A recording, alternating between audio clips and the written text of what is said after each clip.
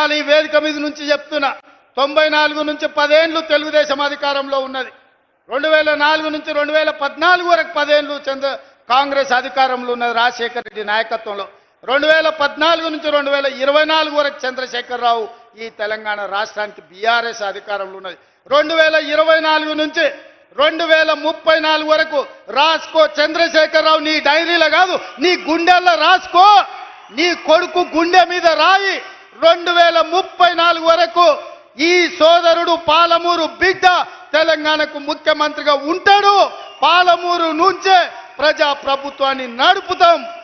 ఇది నా మాట, నువ్వు నీ గుండెల్లో రాసుకో చంద్రశేఖరరావు. పాలమూరు నుంచే శాసనం చేస్తాం, పాలమూరు నుంచే శాసనసభను నడిపించే బాధ్యత నేను తీసుకుంటా. నువ్వు దుఃఖం వస్తుందో బాయిలో దుంకుతావో పెట్రోల్ పోసుకొని తగిలబెట్టుకుంటావో అది నీ ఇష్టం.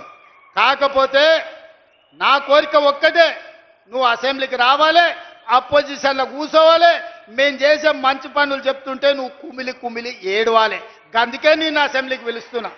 నువ్వు చేసిన ద్రోహం ఏందో, నువ్వు చేసిన అన్యాయం ఏందో, నువ్వు పాలమూరుకు మొత్తం ఎడారిగా మార్చిందేందో, నువ్వు కట్టకుట్ట వదిలిన పాలమూరు, రంగారెడ్డి, కల్వకుర్తి, భీమా, నెట్టంపాడు, కోయిల్ సాగర్ ఈ ప్రాజెక్టులన్నింటినీ పూర్తి చేసే బాధ్యత నేను తీసుకుంటా. తుమ్మిడిఎట్టి దగ్గర నుంచి నీళ్లు తీసుకొస్తా. రంగారెడ్డి జిల్లా వికారాబాద్, చేవెళ్ళ, తాండూరు, పరిగికి నీళ్ళు ఇచ్చే బాధ్యత నేను తీసుకుంటా. ఇప్పుడు వెళ్తుంది, అప్పుడు వెళ్తుంది.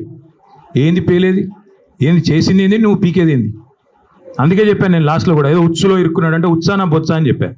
ఇప్పుడు కూడా మళ్ళీ చెప్తా ఉన్నా, మీరు పీకేది ఏమీ లేదు. కాంగ్రెస్ వాళ్ళు 100% చెప్తున్నా, మిమ్మల్ని మాత్రం 420 హామీల విషయంలో ఫుట్బాల్ ఆడే బాధ్యత మాదే.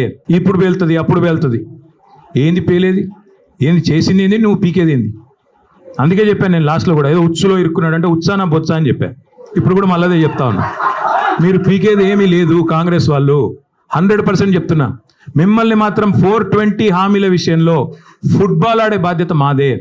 ప్రధాన ప్రతిపక్షంగా రేవంత్ రెడ్డి కావచ్చు, పొంగులేటి కావచ్చు, వాళ్ళ అయ్య కావచ్చు, వాళ్ళ తాత కావచ్చు, ఫుట్బాల్ ఆడే బాధ్యత మాది. ఇదే ఖమ్మం జిల్లాలో మళ్ళీ బ్రహ్మాండమైన మెజారిటీతో తిరిగి గులాబీ జెండా రెపరెపలు ఆడుతుంది. ఇప్పటికే ఖమ్మం జిల్లా ప్రజలకి మోసం కూడా అర్థమైంది. ఇంకొకటి చెప్తానా, ఇది వెరీ ఇంపార్టెంట్ పాయింట్. ఈ కొడుకులు చిన్నగా ఏమైనా ఇష్యూ వాళ్ళకి మైలేజ్ కోసం ఉరుకుతున్నారు. అరే ఆ రోజు 2001 నుంచి ఉద్యమంలో ఉన్నాడు యూత్. ఆయన ఏంది యూత్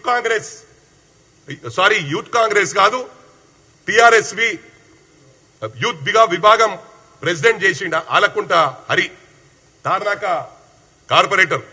24 గంటలు వీళ్ళ కాళ్ళు కడిగి మొత్తం వీళ్ళ ఎంబడి రైట్ హ్యాండ్ లానే ఉంటాడు. ఇప్పుడు కూడా ఉన్నాడు వాళ్ళ ఎంబడే, ఇప్పుడు కూడా వాళ్ళ ఎంబడే ఉన్నాడు. ఆయన ఒక్కడే కొడుకు. ఆయనకు కొడుకు చనిపోతే ఈయన కొడుకు పోయి చూడలే. వీళ్ళ చరిత్ర అది. ఇవాళ ఎందుకురా చిన్న దానికి ఒక గల్లీ లీడర్ గాడు, పనికిరానోడు, రౌడీ షీటర్, ఎందుకు పనికిరా నా కొడుకులు జాయిన్ అయితే కూడా దానికి కలర్ ఇచ్చి టీఆర్ఎస్ భవన్కు మళ్ళీ అదే టీఆర్ఎస్ క్యాడర్తో తెచ్చుకొని జాయిన్ ఇచ్చి కలర్ ఇస్తారు. అది మీ చరిత్ర. మరి అదే కాకుండా ఇంకొక ఆయన పేరు చెప్తున్నా, 2001 నుంచి ఉద్యమంలో కేసీఆర్ ఎంబడి ఈడన్న నిన్న మొన్న వచ్చిండు. ఈడు ఎప్పుడు వచ్చిండు?